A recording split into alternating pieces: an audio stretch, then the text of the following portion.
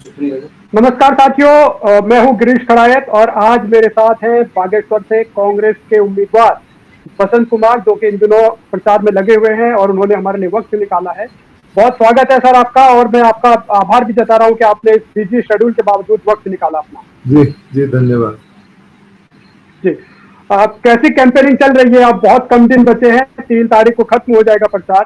किस तरीके से अब तक की कैंपेनिंग को आप देखते हैं? जी, बहुत बढ़िया तरीके से कैंपेनिंग चल रही है। जगह जगह पर हम पहुंच रहे हैं। हमारे शीर्ष नेतृत्व से भी बहुत सारे लोग यहाँ पर स्टेट से स्टार प्रचारक पहुंचे हुए हैं और जगह जगह पर लोगों के पास जाकर अपना जो है चुनाव कैंपेनिंग कर रहे हैं। जी, आप किस तरीके से आप देखते हैं जो मुद्दे बागेश्वर के रहे, वो 2002 में, क्योंकि पहली और आखिरी बार कांग्रेस वहां जीती थी अब तक के इतिहास में, इस बार के उपचुनाव में आपको क्या लग रहा है, वो कौन से ऐसे मुद्दे हैं जो आप जनता के बीच जा रहे हैं तो आपको समझ आ रहा है कि यहाँ तो इतनी तकलीफ है? देखिए, मुद्दों की फेहरिस्त बहुत लंबी है। अगर राज्य स्तर के मुद्दों को देखा जाए तो अंकिता हत्याकांड है, क्या कहते हैं, पेपर लीक घोटाला है, और अन्य तरीके से आप ये देख रहे होंगे कि आपका जो ये आर्मी वाला जो अग्निवीर वाला मैटर है, बागेश्वर के ही जो है कपकोट क्षेत्र से जो है एक लड़के ने सुसाइड कर दिया था। वो सुसाइड नोट देकर गए थे, आपको जानकारी होगी। तो ये बहुत सारे स्टेट लेवल के मुद्दे हैं। इसके अलावा यहाँ के स्थानीय मुद्दे हैं। स्थानीय मुद्दों की बात करें तो बागेश्वर सीवर लाइन है, मंडल सेरा कठायतबाड़ा में जल भराव की समस्या, पेयजल की समस्या है, और कई क्षेत्रों में रोड की समस्या है। गरुड़ में फलों की जो है उत्पादन वहां पर लोग करते हैं, उनके विपणन की समस्या है। बहुत सारी ऐसी समस्याएं हैं। गरुड़ में जो हाईवे जो बन रहा है उसके घोटाले का मामला है। सारे मुद्दे हमारे पास बिल्कुल लोगों के नजरों में हैं और बहुत बेहतर तरीके से हम लोगों को समझाने में कामयाब भी हो रहे हैं, क्योंकि जिस तरीके से भारतीय जनता पार्टी ने जो भ्रष्टाचार किए हैं, जिस तरीके से उन्होंने जनता के हक हुकूक को मारने का काम किया है। 3 दिन पहले आपको पता होगा, यहाँ पर आपके बेरोजगारों के अध्यक्ष जो संगठन के जो मुखिया हैं, बॉबी पवार, यहाँ पर मंदिर में जा रहे थे और भारतीय जनता पार्टी के शासन तंत्र ने उनको पकड़कर अरेस्ट कर दिया था। आपकी जानकारी में वो बात भी आई होगी। तो जो मतलब रोजगार विरोधी सरकार और महिलाओं के साथ उत्पीड़न की अगर आप बात करें तो अंकिता के साथ जो हुआ, अभी तक रसूखदारों का पता नहीं चला, और मंत्री जी का जो वो था रिजॉर्ट था, वो एक दिन में किस तरीके से धराशायी कर दिया। उससे पहले वो जायज था उसको, और एक दिन में इतनी जल्दी नाजायज भी हो गया, और उसके बाद उसको तुरंत ध्वस्त भी कर दिया गया। तो ये सारे सवाल खड़े करते हैं, भारतीय जनता पार्टी पर प्रश्न चिन्ह खड़ा करता है ये सब चीजें। जी, लेकिन खास तौर पर बागेश्वर की बात अगर आपको करनी है, क्योंकि चंदन रामदास 2007 से लगातार विधायक रहे, फिर वो मंत्री भी बने थे 2022 की सरकार में। आपको कहाँ लगता है कि बीजेपी यहाँ कमजोर साबित होगी? क्योंकि बीजेपी ने पूरा कैंपेनिंग भी किया हुआ है। हाँ, चंदन रामदास जी तो उनके ऐसे मंत्री साबित हुए हैं, ऐसे विधायक साबित हुए हैं कि उनका मुद्दा तो सबसे बड़ा ये है कि वो पक्षपाती थे। वो केवल खुद को अपने लिए ही सब कुछ करना चाहते थे। ये उनके मरने के बाद ये बात उजागर हुई, ये अच्छा नहीं हुआ, क्योंकि पावर जो मिलती है, पावर से पुण्य कमाया जा सकता है, उससे पैसा नहीं कमाया जा सकता है। और पावर उन व्यक्तियों को मिलनी चाहिए जिसमें त्याग की भावना हो,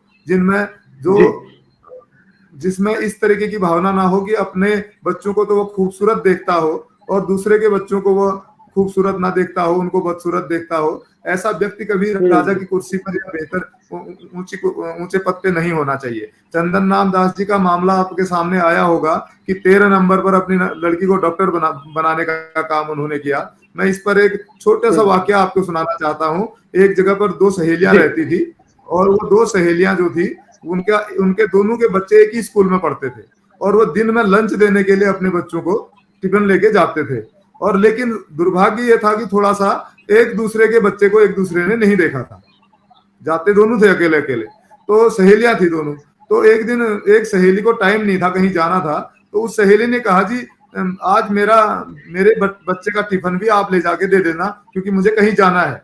उसने बोला मैं टिफिन तो ले जा दूंगी पर मैं आपको उस टिफिन को मैं बच्चे को दूंगी कैसे, मैं आपके बच्चे को तो देखा ही नहीं है। उस महिला ने बोला उस स्कूल में जो सबसे खूबसूरत बच्चा है ना वो हमारा है, उस स्कूल में जो सबसे खूबसूरत बच्चा है वो मेरा है, आप उसके हाथ में टिफिन देना। तो वो महिला टिफिन स्कूल में ले गई और स्कूल में जब उसने प्रांगण में बच्चे खेल रहे थे, उसने प्रांगण में बच्चे खेलते हुए बच्चों पर नजर डाली, उसी में उसका बच्चा भी खेल रहा था। उसने नजर घुमाई और चारों तरफ से देखा कि उसका जो बच्चा था वही उसको सबसे ज्यादा खूबसूरत नजर आ रहा था। उसके दिमाग में एक बार तो उसके मन ने कहा नहीं नहीं ये तो मेरा भी बच्चा है, उसका बच्चा इससे भी ज्यादा खूबसूरत होगा। दोबारा फिर नजर घुमाई और दोबारा भी नजर घुमाई, फिर उसकी नजर अपने बच्चे पे आके टिक गई और वो दोनों टिफिन अपने बच्चे के हाथ में पकड़ाकर घर आ गई। तो ये चंदन रामदास जी का किस्सा है। उन्होंने जो कुछ भी किया अपने बच्चों के लिए किया। इतने उत्तराखंड प्रदेश में 80 नंबर लाने वाले भी उनको बेहतर नजर नहीं आए, 85 नंबर लाने वाले भी उनको बेहतर नजर नहीं आए, क्योंकि वो बायस्ड थे, पक्षपाती थे। उनको अपने बच्चे ज्यादा खूबसूरत नजर आते हैं, जनता के बच्चों की उनको कोई परवाह नहीं होती है। ऐसे व्यक्ति को मैं समझता हूं कि 17 साल तक बागेश्वर की विधानसभा की जनता ने विधायक बना के रखा, तो ये भी एक बड़प्पन की बात है साहब। जी, एक और जो पहलू है, क्योंकि अभी जो चुनाव चल रहे हैं, जिस तरीके से एक हरीश रावत ने भी यहाँ प्रचार किया है, हरीश रावत की कैंपेनिंग को आप किस तरीके से देखते हैं? उन्होंने उम्र की सीमाएं भी तोड़ी और वो वहां इस उम्र में भी पहुंचे और लगातार कैंपेनिंग कर रहे हैं। देखिए, भारतीय जनता पार्टी के पास ऐसा कोई नेता नहीं होगा जो हरीश रावत जी के बराबर इस क्षेत्र के बारे में जानता हो, जिन्होंने इतने पदचिन्ह इस क्षेत्र में अपने पूर्व में रखे हों, इतने बार यहाँ का भ्रमण किया हो। ऐसा कोई नेता भारतीय जनता पार्टी के पास नहीं होगा। हर जगह, हर क्षेत्र में, हर गांव में, हर कस्बे में हरीश रावत जी को जब हम लोग ले जा रहे हैं वहां पे, तो लोग इंतजार कर रहे हैं, बुजुर्ग लोग जो पुराने कांग्रेसी, जो कहते हैं कि हम तो उस टाइम के हैं, उस जमाने के हैं। तो हरीश रावत जी का जो लगाव है क्षेत्र से वह आज का नहीं है, वो तो पहले मेंबर ऑफ पार्लियामेंट के टाइम पे आप समझ सकते हैं। उन्होंने राजनीतिक शुरुआत यहाँ से की है। उन्होंने अपने जो जीवन काल के वृतांत में सुनाया, परसों वो बता रहे थे कि जब फर्स्ट बार वो मेंबर ऑफ पार्लियामेंट का चुनाव लड़ रहे थे, उनकी उम्र उस टाइम पे 28 साल थी कहते हैं। तो वो धारचूला में जो है एक घटना अपने जीवन की सुना रहे थे कि किसी आर्मी वाले पर्सन ने जो है उनको काफी अप्रिशिएट किया था कि भाई इस उम्र के लड़के को मेंबर ऑफ पार्लियामेंट का टिकट मिला। तो कई प्रकार की उनके जीवन का यहाँ पर मतलब यहाँ के हर घाट के पानी से, हर क्या कहते हैं एरिया से, तमाम लोगों से वहां उनका लगाव जुड़ा हुआ है। उनका बहुत अच्छा यहाँ पर प्रभाव है। जी हाँ, मेरा सवाल ये है कि आपके विरोध में जो है वो पार्वती दास भी हैं और कुछ और दलों के भी उम्मीदवार हैं। पार्वती दास के साथ आपका आमना सामना होगा, ये तो पूरी तरीके से तय है, क्योंकि बीजेपी और कांग्रेस का ही मुकाबला रहता है। पार्वती दास को आप किस तरीके से देखते हैं? देखिए, आप देखिए, काफी सोच समझने के बाद भारतीय जनता पार्टी ने इस तरीके का फैसला लिया। रिप्रेजेंटेटिव का भी रिप्रेजेंटेटिव चुनना चाहती है भारतीय जनता पार्टी। आप बताइए, क्या पार्वती दीदी सदन में जाके रिप्रेजेंट कर सकती हैं? मैं समझता हूं कि उनको सोचना चाहिए था इस विषय में। एक तरफ कांग्रेस पार्टी किस प्रत्याशी को उतार रही है और उसका प्रतिद्वंदी उनके वो परिवारवाद का जो है जिक्र करती हैं। भारतीय जनता पार्टी कहती है कि कांग्रेस तो by the family, to the family, for the family की पार्टी है। और एक तरफ, दूसरी तरफ वो परिवार में उस व्यक्ति को ढूंढ रही है कि कौन ज्यादा आंसू बहा सकता है, किसको ज्यादा सिंपैथी मिलेगी जनता की, किसको ज्यादा लोग कहेंगे सहानुभूति दर्शाएंगे, उसको कैंडिडेट बनाना चाहिए। योग्यता ये है, ये इस योग्यता के आधार पर आप ये समझिए कि इस योग्यता के आधार पर प्रतिनिधि चुनकर सदन में जाएंगे तो वो क्या आवाज उठाएंगे? क्या जनता की आवाज उठा सकते हैं? आप सोचिए। तो उन्होंने शुरुआती तौर पे ये सबसे बड़ा जो है दुर्भाग्य है इस लोकतंत्र का कि उन्होंने इस तरीके की मानसिकता दर्शाई कि योग्यता को उन्होंने सहानुभूति के आधार पर तय किया। ये सबसे बड़ी बात है। और सहानुभूति के आधार पर तय करने की वजह से वो एक कमजोर कैंडिडेट, एक कमजोर प्रत्याशी मैदान में ला पाए। और कमजोर प्रत्याशी मैदान में लाने की वजह से आज जो संघर्ष है, जो प्रतिद्वंदिता है, वह कहीं ना कहीं एक तरफा हो गया है। आज कांग्रेस पार्टी को बागेश्वर विधानसभा की जो वो उनको था कि भारतीय जनता पार्टी को सिंपैथी प्राप्त होगी, वो सिंपैथी कहीं दिखाई नहीं दे रही है। जी, आप वहां पे अब कांग्रेस के कार्यकर्ता के साथ कितना कनेक्ट हो पाए हैं? क्योंकि आपने भी 2017 बीएसपी से लड़ा, फिर 22 का चुनाव आप आम आदमी पार्टी से लड़े, अभी आप कांग्रेस के साथ हैं। कांग्रेस का कार्यकर्ता आपको या आप कांग्रेस के कार्यकर्ता को कैसे एक्सेप्ट कर रहे हैं? आपको मैं बता दूं, कांग्रेस का कार्यकर्ता तो छोड़िए, कांग्रेस के कार्यकर्ता से तो मैं कनेक्ट हुई, जो 2022 में कांग्रेस से नाराज होकर टूट गए थे, भैरव नाथ टमटा जी और बालकृष्ण जी ने भी कल फेसबुक में मेरे पक्ष में पोस्ट डाला हुआ है। बालकृष्ण जी वो भी कांग्रेस पार्टी को फेवर कर रहे हैं। इसके अलावा भारतीय जनता पार्टी ने गंगोली हाट से जिनको टिकट नहीं दिया था, गोपाल राम टमटा जी, वो भी मुझे फेवर कर रहे हैं, वो भी हमारी पार्टी में शामिल हो गए हैं। इसके अलावा 2007 में या 2002 में या 2007 में बागेश्वर विधानसभा से विधायक रहे कांग्रेस के माजिला साहब ने भी एक पिता के रूप में मेरे को अपना संरक्षण देने का काम यहाँ किया है। इतने सालों के बाद कांग्रेस में वापसी कर रखी है। तो मैं समझता हूं कि मैंने तो कांग्रेस जोड़ी है, आते ही सारे परिवार के छोटे मोटे झगड़ों को शांत करके मैंने एक कर दिया है। जी, अच्छा, एक क्योंकि आप जब चुनाव है तो सारी बातें होती है, छोटी भी बड़ी भी। आपका एक जो कॉल रिकॉर्डिंग है वो भी आपके विरोधियों ने संभवतः वो वायरल की थी, जिसमें बालकृष्ण जी के साथ आप बात कर रहे थे और कह रहे थे कि कांग्रेस के टिकट से मैं लड़ूंगा।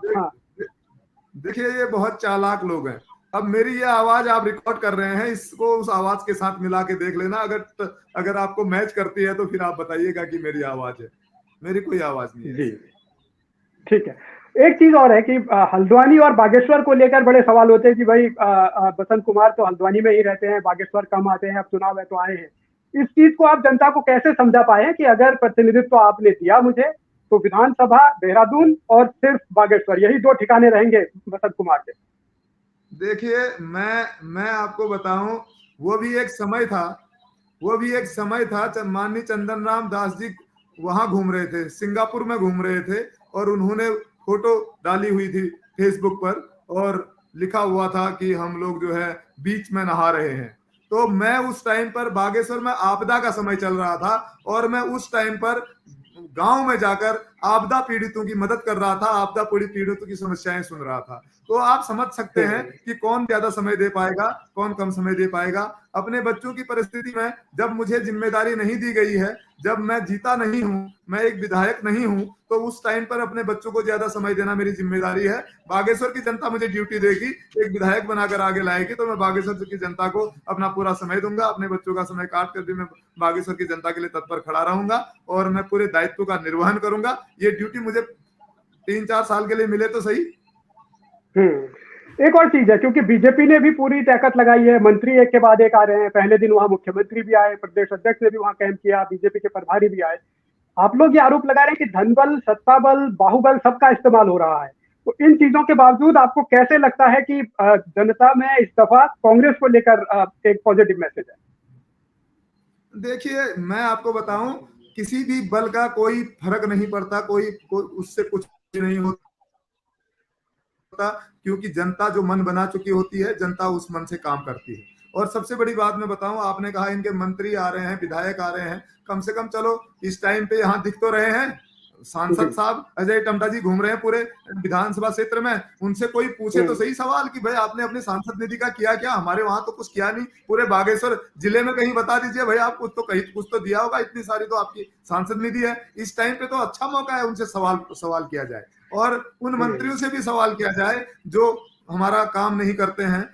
मैंने तो एजुकेशन मिनिस्टर भी यहाँ घूम रहे हैं ये सुना था, तो एजुकेशन मिनिस्टरों को वो स्कूल दिखाए जाए जो बदहाल है, उनको देखने चाहिए अपने स्कूल। केवल वोट की अपील करने आ रहे हैं। दूसरी बात मैं आपको बता दूं, वो आकर करेंगे क्या गांव के उस चाचा को मेरे फकीर राम मेरे, मनोहर राम मेरे, धन राम मेरे, पन राम मेरे, राम सिंह मेरे, श्याम सिंह मेरे, परम सिंह और मेरे रामचंद्र, रमेश चंद्र, उनको तो नहीं जानते ना, वो उनके बस का नहीं है उन तक पहुंच पाना। वो तो अपने कार्यकर्ता से मिलेंगे, उनका कार्यकर्ता अपने किसी रिश्तेदार के पास उनको लेगा, उससे कोई फर्क नहीं पड़ता है। क्योंकि इनके टारगेट में कभी भी गरीब वोटर को मंच में ले जाके बड़ी माला तो नहीं पहनाते ये लोग। इन लोगों के इनके टारगेट में तो नगर पालिका अध्यक्ष होते हैं। इनके टारगेट में तो जिला पंचायत के सदस्य होते हैं। जी चलिए, अब एक वक्त भी आपके पास भी संभवतः मुझे जानकारी कम है। एक आखिरी सवाल मैं ये करना चाहता हूँ कि बागेश्वर की जनता के लिए आपका मैसेज क्या है और आपको कितना भरोसा है कि जनता आपके साथ खड़ी रहेगी? मैं बागेश्वर की जनता से अपील करना चाहता हूं कि बागेश्वर की जनता मुझे एक मौका देकर देखे। मैं बागेश्वर की जनता की अपेक्षाओं पर खरा उतर के दिखाऊंगा। ये वचन मैं बागेश्वर की जनता को संविधान की शपथ लेकर देना चाहता हूं। जी चलिए, बहुत बहुत धन्यवाद आपका, आपने वक्त निकाला। फिर एक दिन और हम चर्चा करेंगे ऐसी बागेश्वर उपचुनाव को लेकर। बहुत धन्यवाद और बहुत बहुत शुभकामनाएं आपको, आप इस लोकतंत्र के पर्व में हिस्सा ले रहे हैं। जी धन्यवाद।